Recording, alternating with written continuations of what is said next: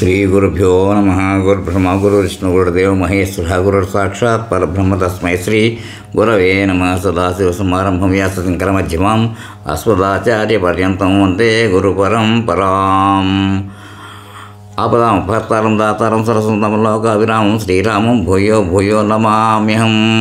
नमोस्तु रामाय लक्ष्मणदेवेश जनकात्मज नमो श्रुत्रेन्द्र नमो चंद्रार्कमरुद्गणेभ्य श्री सीतारामाभ्या नमः। वागर्थ प्रतिपत्तये जगत पितरौ वन्दे पार्वती परमेश्वरौ। श्रीगुरुभ्यो नमः। सदाशिवसमारम्भं व्यासशङ्करमध्यमाम् अस्मदाचार्यपर्यन्तं वन्दे गुरुपरम्पराम्। अपार करुणासिन्धुं ज्ञानदं शान्तरूपिणं श्री चन्द्रशेखर गुरुं प्रणमामि मुदानं नमो। ओं नारायणं नमस्कृत्य नरं चैव नरोत्तमं देवीं सरस्वतीं व्यासं ततो जयमुदीरये। श्री గురుభ్యో నమః. వచ్చిన శ్రీ స్కాంద మహాపురాణం పార్ట్ 2. ఇప్పుడు ఎపిసోడ్ 76 చెప్పుకోవాలి. 75లో ఏం చెప్పుకున్నామంటే, స్వామి తన ఉగ్రరూపం చే సురాసులను భయపెడుతూ దేవతలకు సుఖము కలిగించు వరము కోరుకోమని మొత్తలే పలక దేవతలకు అధిపతి అయిన బ్రహ్మ చిరునవ్వుతో, ఓ నరసింహ, ఈ అత్యుగ్రమ రూపము ప్రాణులందరికీ భయం కోల్పోన్నది కనుక దీన్ని ఉపసంహరింపము. ఇక్కడ దాకా చెప్పుకున్నాం. ఇప్పుడు 76 ఎపిసోడ్ కంటిన్యూ చేద్దాం. ఈ దివ్యముగు రూపం వచ్చే విశ్వమంతటిని సంక్షోభపరిచితివి కనుక ప్రశాంతము అంతరంగమును సుఖమును ఇచ్చిన జగు 4 భుజములు కల రూపమున దర్శనం మేము అదే వరము అని దేవతలు పలికిన దానికి స్వామి అంగీకరించి ప్రసన్నముగా చూసి బదరికాశ్రమంలోకి వచ్చి గంగానది ఎందుకు క్రీడించుతును అని పలికాను. దేవతలు భయము తొలగగా నీటి మధ్యనున్న స్వామిని చూచి నమస్కరించి ప్రదక్షిణము చేసి శాంతమానస్కులై తమ పురములకు వెళ్ళిరి. పిమ్మట తపోధనులకు ఋషులు భక్తిభావంతో తలలు వచ్చి అతడికి వచ్చి అత్యద్భుతము నరసింహరూపము చూచి చేతులు జోడించి ఇట్లు స్తుతించిరి.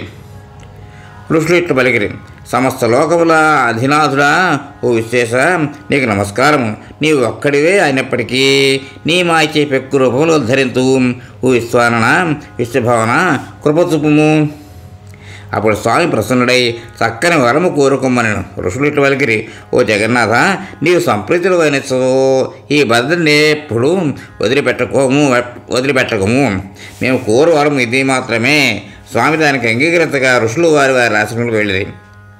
నృసింహుడు శిలారూపమున జలక్రీడలు ఆడుతుండని 3 దినములు ఉపవాసం ఉండి జపము ధ్యానము చేస్తున్నతో స్వామి నృసింహరూపమును తప్పక చూడవచ్చును. ఈ కథను శ్రద్ధగా వినవారు శుచిగా వినిపించిన వారు పాపములు నశించగా వైకుంఠముల స్థానమును పొందెదరు. స్వామి బదరియందు నివసించడం కారణము స్కందుడు ఇట్లు అడిగాను: భగవంతుడు హరి అతడు నివసించడం హేతువేమి? స్వామిని చూచుటకే మొదలైన వాటి వలన ఫలము పుణ్యమును గూర్చి తెలుపమని శివుడు ఇట్లు చెప్పాను: పూర్వం కృతయుగమునందు స్వామి సమస్త జీవుల హితమునకై మూర్తిమంతుడై అందరికీ కనిపించుతూ తపోయోగములను ఆశ్రయించి ఉండను. త్రేతాయుగమందు యోగాభ్యాసం చే ఋషులకు, ద్వాపరమున ధ్యాననిష్ఠులైన వారికి మాత్రమే కనిపించుతూ ఉండెను. ఋషులు దేవతలు స్వామి దర్శనం లభించకపోతే వారు విస్మితులై బ్రహ్మ వద్దకు వెళ్ళి ఇట్లు పలికిరి: ఓ పితామహ, నీకు నమస్కారం. మా తండ్రివి కాన మమ్మ ఆపద నుండి నువ్వే కాపాడగలవు. ద్వాపరం వచ్చినంతనే స్వామి బదరియందు అదృశ్యుడగుటకు కారణమేమి? స్వామి బదరిని విడిచిపెట్టినా వేరు చోటు వెళ్ళినా మేము ఏదైనా అపరాధం చేసేమా? మాపై అనుగ్రహం ఎట్లు చూపును? బ్రహ్మ ఇట్లు పలికాను: ఓ దేవతలారా, మీరు చెప్పునంత వరకు ఈ విషయము నాకు తెలియదు అని చెప్పి వారందరితో కలిసి ఋషులతో తపోధనులతో వైకుంఠములకు వెళ్ళాను. అతడు జగన్నాథుని పలు రకముల స్తుతించి బ్రహ్మ ఇట్లు పలికాను: ఓ పురుషాధ్యక్ష, సర్వభూతంలో ఉండువాడా వాసుదేవ, నీకు నమస్కారం. ఇట్లే దేవతలు గంధర్వులు స్తుతించగా స్వామి పాలకడల నుండి లేచి బ్రహ్మకు మాత్రమే దర్శనమిచ్చాను. బ్రహ్మ అది తెలుసుకుని స్వామికి నమస్కరించి: ఓ దేవతలారా, శ్రద్ధగా వీడు లోకమంతటా చెడు బుద్ధి కలవారు ఎక్కువ గడిచే స్వామి అంతర్హితులయ్యను. అది విని దేవతలు స్వర్గంలోకి వెళ్ళి పిమ్మట స్వామిని నేను శంకరుడును యతి రూపమున అవతరించి నారద తీర్థం నుండి తీసి లోకములకు మేలు కలిగించుటకై ప్రతిష్ఠింతును. ఆ స్వామిని చూచినతో పాపములన్నయూ పారిపోవును. ధర్మాధర్మములను జయించి బదరిలో ఉన్న స్వామిని చూచినతో ఎట్టి ప్రయాస లేక ముక్తిని పొందేదరు. కలికాలమునందు స్వామి అన్యతీర్థములు అన్నిటినీ వదిలిపెట్టినను బదరి అందు స్వయముగా నివసించును. కలికాలమునందు ముక్తి పొందగోరు వారు మిగిలిన తీర్థములను వదిలి బదరిని మాత్రమే సేవింపవలయును. అప్పుడు మాత్రమే వారు ముక్తిని పొందగలరు. జ్ఞానము, యోగము, తీర్థాటనముల యొక్క పరిశ్రమ లేక ఒక్క జన్మలోనే జీవుడు కైవల్యమును పొందును. బదరికి వెళ్ళినచో ముక్తిని పొందును. ప్రసంగవశమున బదరి బదరి అని పలికినచో సంసారమును చీకటి వల్ల కలుగు బాధ దీప వెలుగుతో బాధ తొలగునట్లు బదరినామముతో తొలగును. బదరిని చూచినతో పాప మృత్యు భయములు ఉండవు. అట్టి ముక్తి మార్గమును ప్రసాదించు హరికి నమస్కారం. బదరి యందు స్వామికి ప్రదక్షిణం చేసినతో భూదానము, అశ్వమేధము, వాజపేయ యాగములు చేసిన ఫలము కలుగును. ఇట్టి అనేక ఫలములు నొసగు ఈ క్షేత్రము గురించి ఈ విధముగా చెప్పుదురు. విష్ణువుతో సమానముగు దైవము, బదరితో సమానముగు తీర్థము లేవు. బదరిని దర్శించినతో వారు కోరిన కోరికలన్నీ తీరును. ఈ అధ్యాయమును ప్రసంగవశాత్తు విధను పాపములన్నీను నశించి విష్ణులోకం పొందును. వసుధారా తీర్థ మహాత్మ్యము స్కందుడు ఇట్లా అడిగాను, ఓ తండ్రి, నీ చేతి నుండి కపాలం జారి పడిన చోట గల తీర్థం యొక్క మహాత్మ్యమును దయతో తెలుపు. శివుడు ఇట్లు చెప్పాను, ఇది మిక్కిలి రహస్యమైనది. సురాసులు నమస్కరించినది, బ్రహ్మహత్యా పాతకమును కూడా పోగొట్టినది. కపాలమునందు 5 తీర్థములు కలవు. అతట చేసిన తపము, దానము, స్నానము అన్నీ అక్షయములగును. గయ కంటే 8 రెట్లు అధికము పితృతీర్థమున పిండ ప్రదానం చేసిన పితరులు నరకము నుండి ఉద్ధరింపబడుతురు. కపాలమోచనమునందు పితృకర్మలు చేయుట ఇతర పారలౌకిక కర్మలు చేయుట కంటే అధికం. స్కందుడు ఇట్లా అడిగాను, బ్రహ్మతీర్థం ఎచ్చట ఉన్నది, ఎట్టి ఫలము కలుగును, అతడు ఎవరు నివసింతురు? శివుడు ఇట్లు చెప్పాను, ఒకసారి విష్ణువు నాభియందు పుట్టిన పద్మనందున్న బ్రహ్మ వద్ద నుండి మధుకైటవులు వేదములను ఎత్తుకుని పోయి నిద్రలేచిన బ్రహ్మ వేదములు కానరాక సృష్టిక్రమం మరచను. అప్పుడు సనాతనుడు స్వామికి నమస్కరించి స్తుతించాను.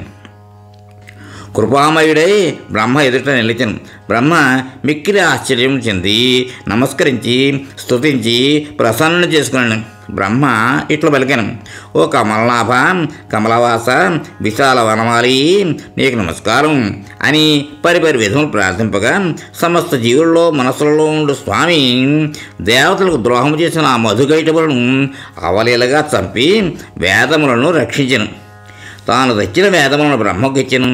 బ్రహ్మ స్వస్థుడయ్యను. అప్పటి నుండి ఆ తీర్థం బ్రహ్మకుండమని ముల్లోకములలో ప్రసిద్ధికి ఎక్కునని బ్రహ్మ ప్రకటించను.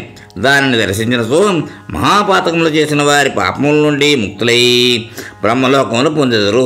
స్కందుడు ఇట్లు అడిగాను, వేదమును విష్ణువు నుండి గ్రహించిన బ్రహ్మ పిమ్మట ఏమి చేసినో తెలుపు. మహాదేవుడు చెప్పాను, బదరిని చూసిన 4 వేదములు బ్రహ్మతో వీళ్ళటకు ఇచ్చగింపలేదు.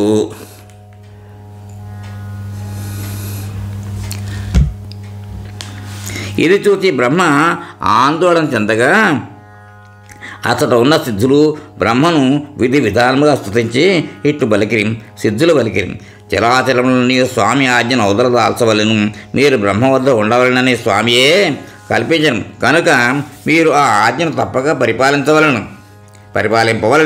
మీరు ద్రవరూపమున ఇతడు నిలిచి 2వ రూపమున బ్రహ్మతో కలిసి బ్రహ్మలోకమునకు వెళ్ళవలను అని సిద్ధులు ప్రార్థింపగా వేదములు అందుకు అంగీకరించి 2 రూపములు పొంది 1 రూపములో బ్రహ్మమైన బ్రహ్మలోకములకు సంతోషంగా వెళ్ళను.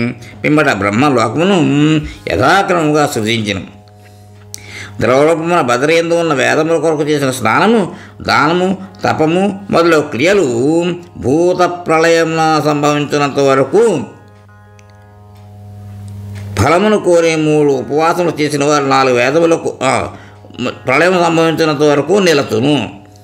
అది ఫలమును కోరి 3 ఉపవాసములు చేసిన వారు 4 వేదములు వ్యాఖ్యాతులు కాగలరు.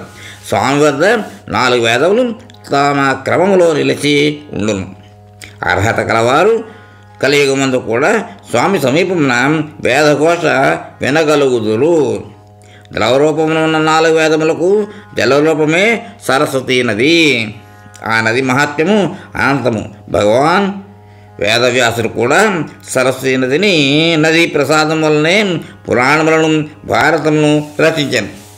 ముల్లోకములో హితమును కలిగించుటకై విష్ణువు బ్రహ్మచే సరస్వతిని సృజింపజేశాను. ఆ సరస్వతిని చూచుట, తాకుట, స్నానం చేయుటచే వంశము నిరంతరముగా కొనసాగును. సరస్వతీ నది సాక్షాత్తుగా సరస్వతియే. ఆ నదికి దక్షిణ భాగంలో ఉన్న ప్రదేశములకు ద్రవధార అని పేరు. అచ్చట ఇంద్రపదము అనే తీర్థమున్నది. ఒకప్పుడు ఇంద్రుడు అచ్చట తపస్సు చేసి స్వామిని మెప్పించి ఇంద్రపదవిని పొందిన. ప్రతి మాసమునందును శుక్లపక్ష త్రయోదశి నాడు స్వామికి సంతోషం కలిగించుటకై ఇంద్రతీర్థమును స్నానం చేసి 2 ఉపవాసములు చేసి స్వామిని పూజించినతో అన్ని పాపముల నుండి విముక్తిని పొంది ఇంద్రలోకమును పొందును.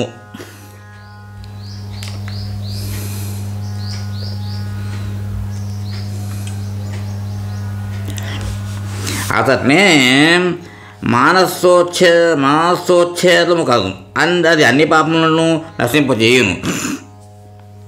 మహర్షులను నివసించు ఆ ప్రదేశంలో చేరుట మానవులకు మిక్కిలి దుర్లభం. మనస్సులో ఉండు చిత్ అచిత్ అను గ్రంథాలను ఛేదించుతున్నది కనుక ఋషులు దానిని మానసోచ్ఛేదము అందురు.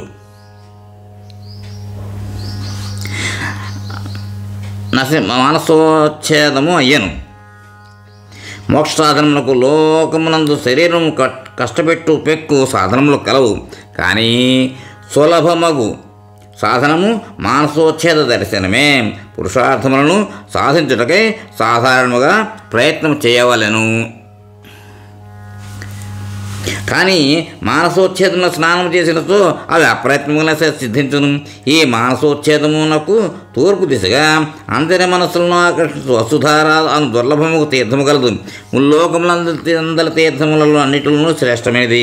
బదరికాశ్రమం అని నారదులు చెప్పగా విని వసువులు అతడికి వచ్చిరి. వారు అతడిని 30,000 సంవత్సరాలు పరమదారుణముకు తపస్సును చేసి స్వామి నుండి వరములను పొంది మిక్కిలి ఆనందించిరి. కనుక అతడు స్నానం చేసి నీటిని త్రాగి స్వామిని పూజించినతో ఇహలోక సుఖములను అనుభవించి చివరకు పరమపదమును చేరుదురు. ఇతడు నీటి మధ్యలో పుణ్యాత్ముల జ్యోతి వెలుగుతూడం దానిని చూచినతో పునర్జన్మ కలగదు. ఆ తీర్థం యొక్క నీరు చెడుగా ప్రవర్తించే వారిపై పడదు. సాధువులు ఇతర 3 దినములు శుచిలై స్వామిని పూజించి భగవంతుని యందు భక్తితో ఉపవాసం ఉండి సిద్ధులను కాంచుదురు. సత్క్రియలను వదిలిన వారికి, శాంతులు కాని వారికి ఇతట ఫలము లభింపదు. ఇతర కొద్దిపాటి శుభకర్మలు ఆచరించినను వారికి మోక్షము కలుగును. ఇంకనూ వినిపింపదగిన ఫలము ఏమి కలదు? దేవతలు కూడా ఇతట ఫలాదులై ఉత్తరం కర్మలకు విఘ్నములు కలిగించు కారణములు భద్రయందు స్వామికి భయపడి దూరంగా ఉండటచే సత్పురుషులు నిరాటకముగా సత్కర్మలు చేస్తూ ఉందరు. ఈ పుణ్యతీర్థముల విషయమును పఠింపచేసిన వారును భక్తిభావంతో సఫలంకృతులై వైకుంఠంలో చేరుదురు. ఇక్కడితో ఈ ఎపిసోడ్కి విరామం ఇద్దాం. స్వస్తి. మోహన్వాణి తెలుగు పోడ్కాస్ట్ వింటున్న శ్రోతలందరికీ హృదయపూర్వక ధన్యవాదాలు. వినండి, వినిపించండి, వింటూనే ఉండండి. మోహన్వాణి తెలుగు పోడ్కాస్ట్ మీరు వింటున్నారు. మోహన్వాణి మా కార్యక్రమాలు మీకు నచ్చితే ఇప్పటివరకు మా ఛానల్కి సబ్స్క్రైబ్ చేసుకోకపోతే వెంటనే ఈ క్షణమే సబ్స్క్రైబ్ చేసుకుని ఆ పక్కనుండే బెల్ బటన్ని మ్రోగించి అందరికీ షేర్ చేసి మీ విలువైన కామెంట్ను కూడా చేసి మమ్మల్ని ప్రోత్సహిస్తారని కోరుతున్నాను.